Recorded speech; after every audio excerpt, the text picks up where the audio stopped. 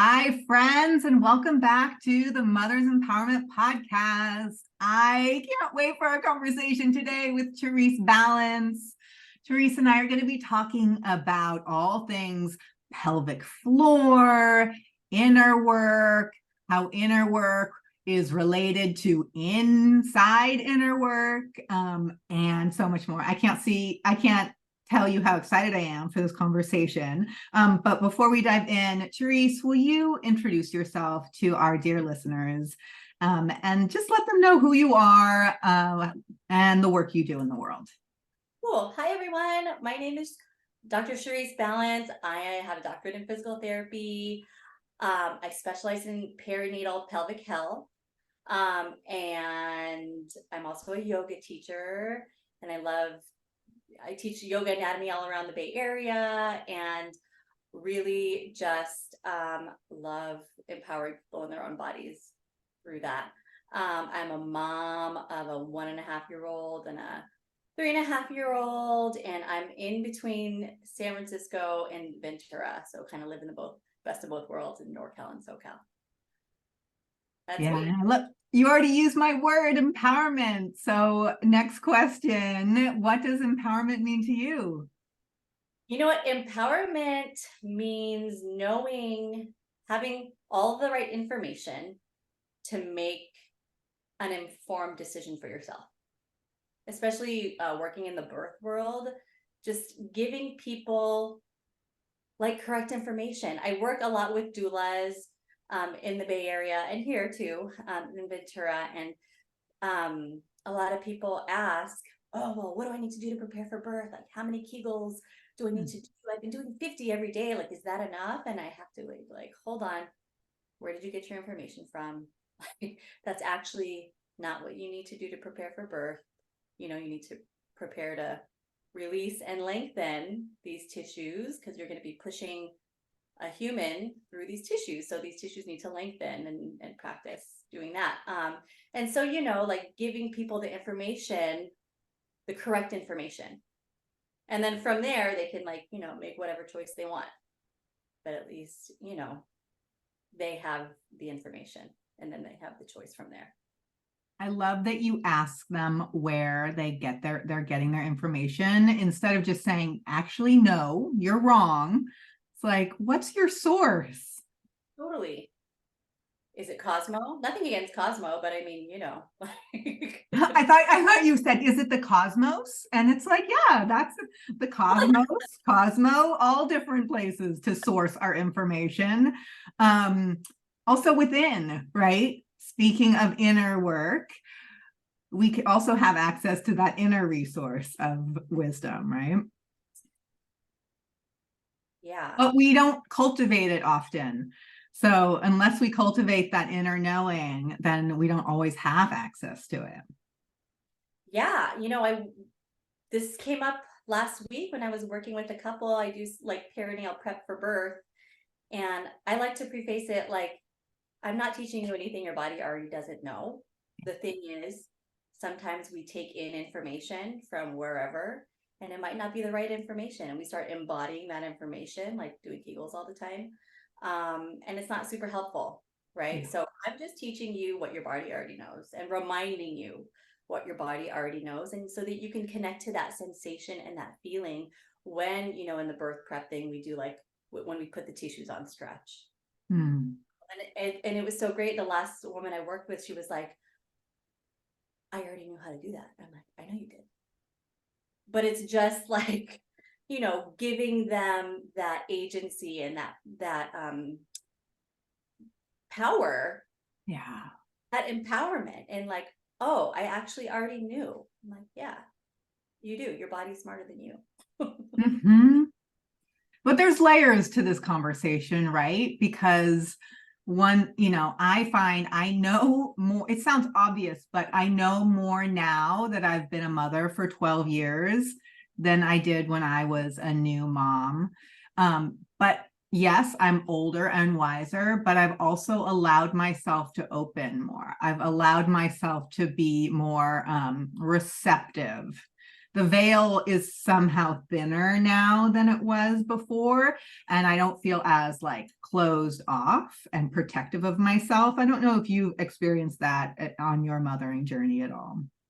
Yeah, I just experienced that in Hmm. life. I'm doing my Yoga Sutra study. We meet every week, almost every week. We've been meeting for a couple years now, and we're talking about vasanas. And vasanas are like that deep rooted, inexplicable pattern that you have.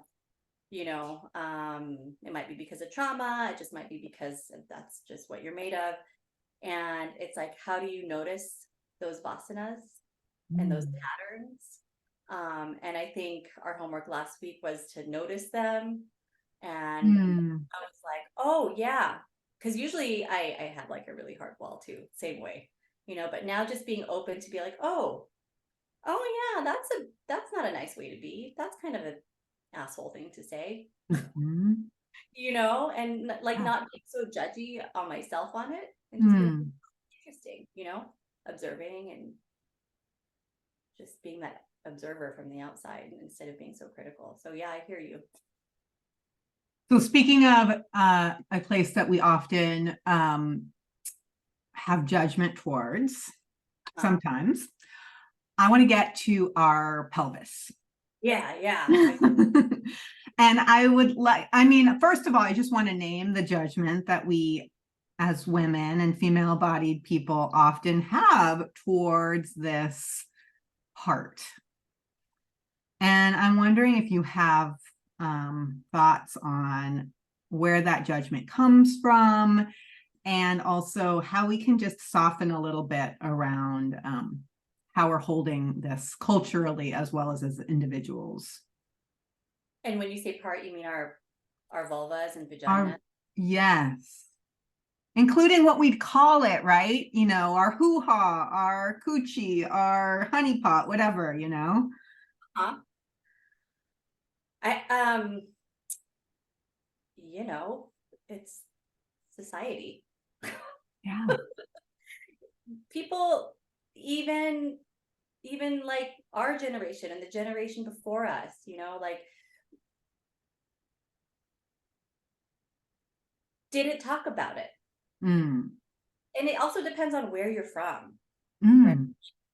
I am from the Bay Area, and I think that San Francisco is a nice, sweet little bubble of type of way of being, and I remember we went to Pelvic Con, and before that we went to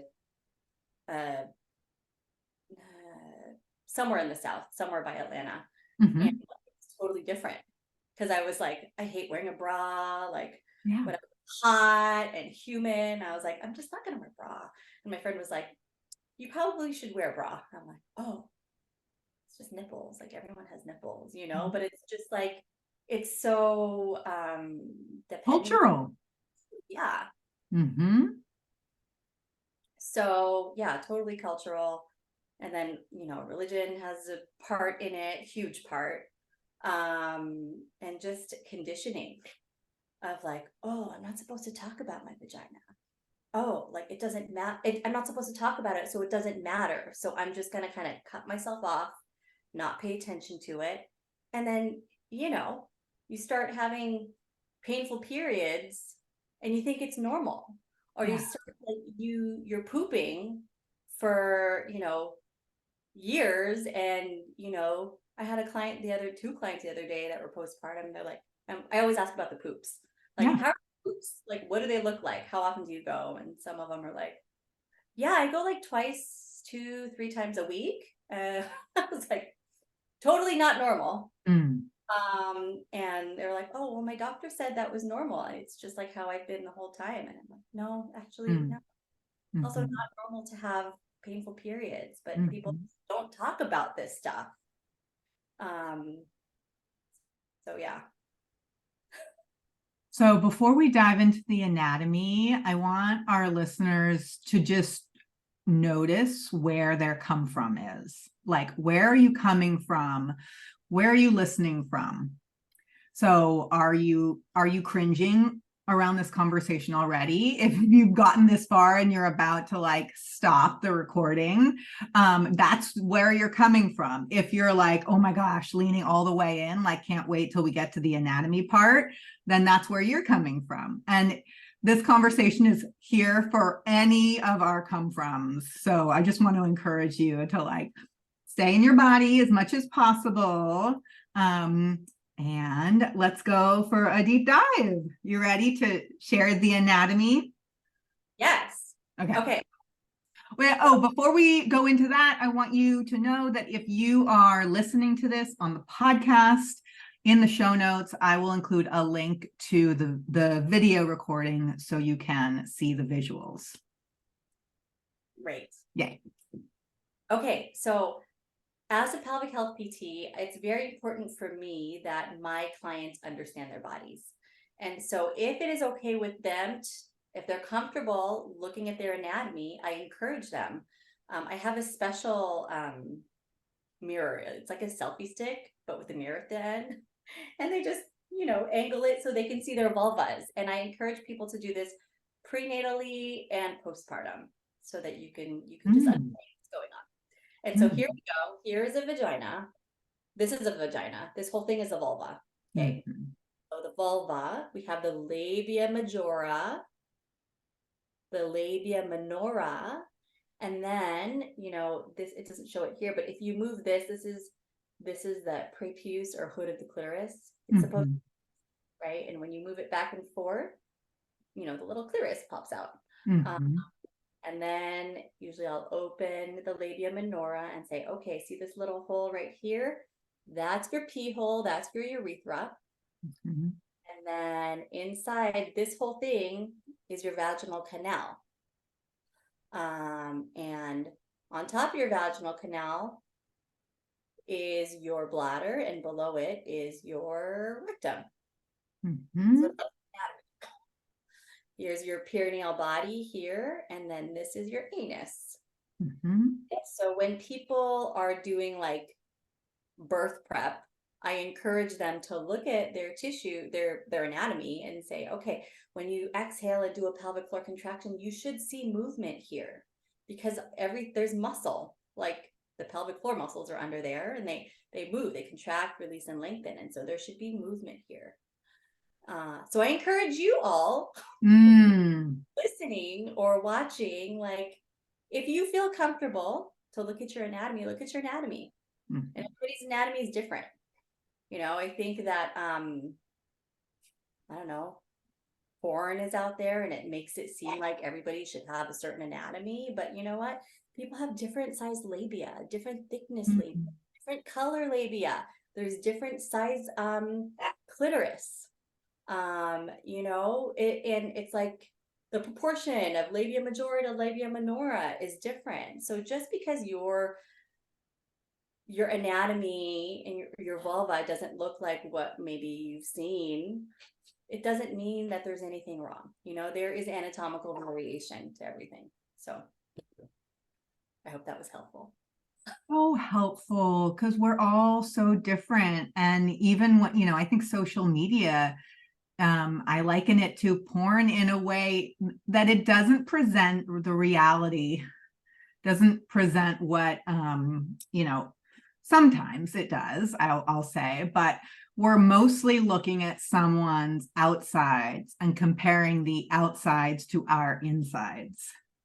And so we have this resistance to looking at our own bodies.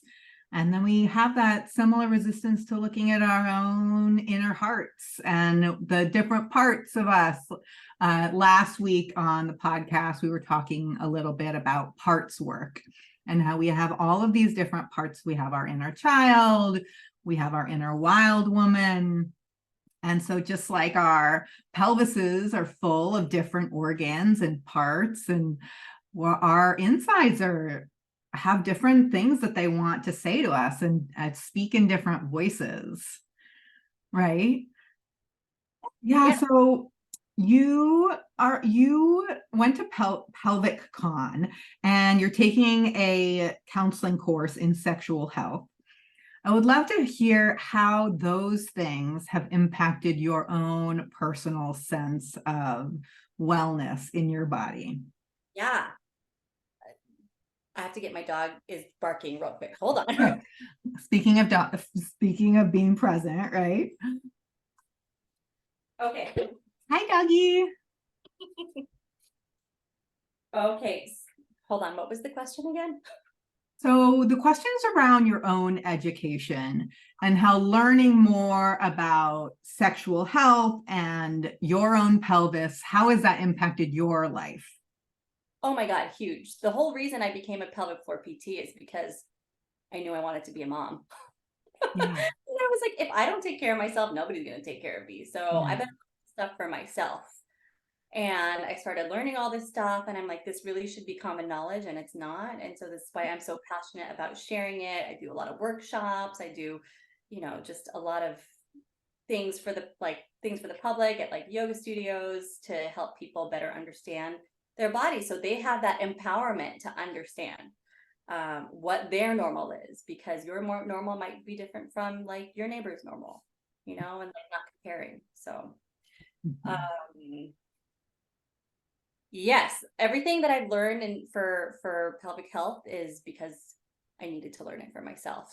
So I know I'm doing this sexual health coaching program that starts in January through Pelvic Guru, and there's two amazing teachers teaching it, and I'm super excited because in my own personal experience as a postpartum person and working with the postpartum population, I know it comes up very often that no, people don't want to have sex, or they don't have like desire to have sex or intercourse or whatever.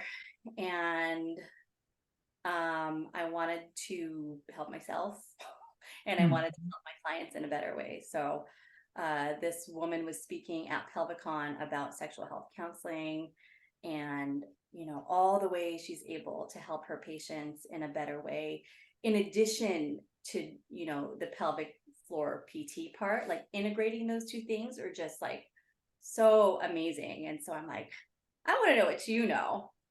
Mm-hmm. And so I'm super excited to be integrating that into my practice. Yeah, and this time of postpartum is such an inward time. I mean, biologically, we're really created to go inward at this time and care for our body and care for our baby. But we don't always have the support to do that. We don't always have someone caring for us and for our home and for the work that we do out in the world. Any tips for those new moms for ways that they can care for their parts, their bodies, their insides during this time? Yeah, rest. Yeah. This is so important. Restorative yoga, Mm-hmm. for that. I teach restorative yoga because I need it. And it's so like just allowing the nervous, especially as a new mom, like this is how I feel like as a new mom. Like parts of me are here, parts of me are there. Like someone's cooking for you, and then the dog needs you, and then your partner needs you, and then there's work, and it's just like you feel so scattered, Yeah. and then out, Yeah. and then it's just every hyper sensitized to everything.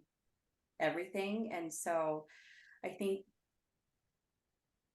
being able to, yes, go inward, be supported in like a restorative pose, being able to take at least 15-20 minutes to yourself, so you're still quiet, dark, and warm, so your nervous system can kind of come back to itself and find an equilibrium, so that you can mother from that space instead of like being super agitated. And I'm speaking from my my own experience. Mm-hmm. And then you come to the point where I don't know, sometimes I yell at my kids and I'm like, ah, and it's Oh, because yeah.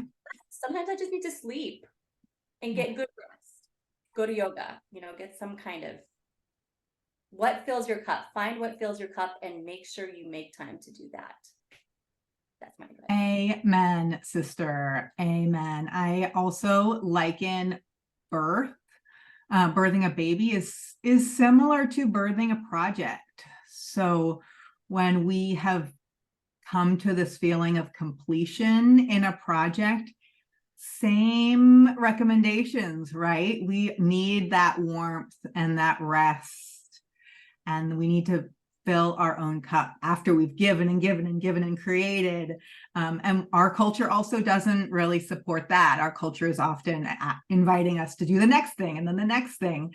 And so for me, postpartum, it's like this quiet celebration too. It's like the celebration that, like, I finished my pregnancy, I'm celebrating, but not in this like big, huge outward way. I'm celebrating inward with like my core people. And yeah, really taking care of that pelvic floor is a way to remind us that like the root really matters. This is the place that we are all born from, and that creation really happens from the void. But if we don't allow space for the void, then the creation comes from that scattered chaos, right? I love that. Yeah. Yeah. I also just want to name how beautiful it is to have your last name be Balance. And I'm sure, people tell you this all the time, but that's really what you're talking about, is how do we create a sense of balance inside of us and harmony inside of us, so that we can also experience that harmony outside of us too.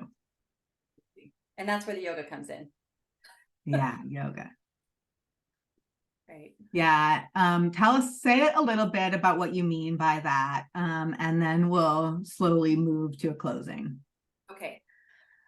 Yoga, like asana is one part of yoga. It's one part that brings you into, your capital S self, right? So all these practices of yoga, meditation, pranayama, breathing, asana, all these things are just tools to help bring you back to your capital S, true, authentic, bright, shining, unchanging self.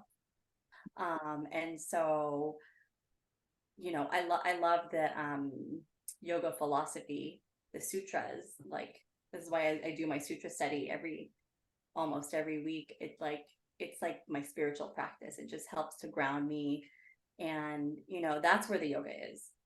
Mm. Yoga can be like, especially postpartum, you can't be doing all this physical stuff because you're resting. But it's like the yoga is, how do you find peace even though you've gotten 3 hours of sleep and your boobs are dripping and they're sore and this baby's next to you? But how can you reconnect to your capital S self despite all that, and that's the yoga for me. So yeah, so beautiful. Okay, Charisse, is there anything you want to make sure to say before we say goodbye? I just want to say thank you to you, Isabel, for having this community and creating this podcast, and for having me on here. And, I can talk about vulvas and vaginas and pelvises and all this stuff all day, any day. So anytime you want to, call me up, sister. And Awesome. once I'm done with this sexual health thing, happy to share about that stuff Yes, too. we'll be sure to have you back to talk about that. Where can people learn more about you? Yeah, I have on Instagram, I'm balanced period Physioga, Physioga, and then balancedphysioga.com online. That's my website. Yep, and we'll have links to all of that in the show notes. Okay, last question. What is the next empowering action you'd like to invite our listeners to take? I invite you, if you are comfortable, to look at your anatomy. Yeah. And see what your anatomy is. See what your normal is right now. Right? And look at it without judgment. Try to do that. Right? And look at it from like as if you're not in you, like you're an onlooker. And, just notice notice what you see, and notice if you have any sensations maybe that you haven't been paying attention to, because that's important. It's important to pay attention to that space. There's a lot of stuff that happens in that space. As my yoga teacher says, the pelvis is everything. Love that saying, because it's where life comes from. It's where everything roots from, like you just said earlier, Isabel. So start paying attention to that space. And I'll just tack on to that, track it, so if you're paying attention at one phase of your life or your cycle, then you may want to pay attention and notice at another phase. And if you track it, then you can see that we change, that we're not always the same, because we're movement, and change is just the name of the game. Yeah. Yep. Okay, awesome. Thank you, Dr. Charrise Balance, for being here. I look forward to our next conversation already. And for our listeners, please remember to go check out our video. I'll include that link in the show notes. Bye. Bye.